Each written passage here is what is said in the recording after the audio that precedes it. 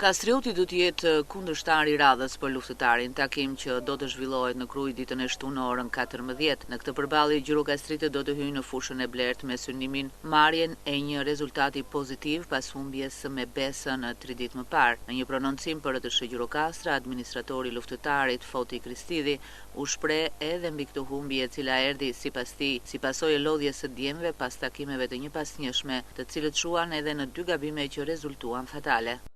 Ishte një ndeshje një ndeshje e të hënës, u duk qartë lodhja, pasi edhe futbollistët nuk janë mësuar të lozin në çdo 3 ditë.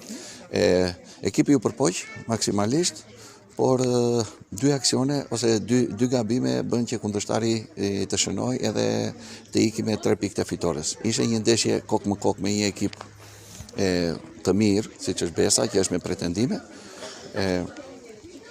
Unë besoj se kemi zhvilluar një ndeshje të mirë, por jo në nivelin e dukshëm, pasi ne kishim edhe rastet, të cilat mund të shënonim edhe ta minim dhe në fitorin. Megjithatë, kjo javë na bëri të reflektojmë edhe të stërvitemi akoma më mirë për ndeshjen e radhës, siç e kem për ndeshjen e ditës së shtunë në Kastriotin, është një ndeshje dhe ajo një ndeshje jashtëzakonisht shumë e vështirë.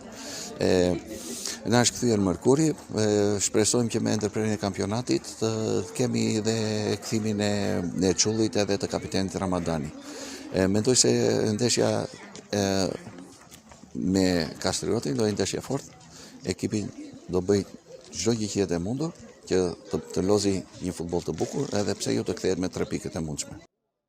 Në këtë takim, Gjirokastritët shkojnë me 9 pikë në vendin e 10 të tabelës së klasifikimit.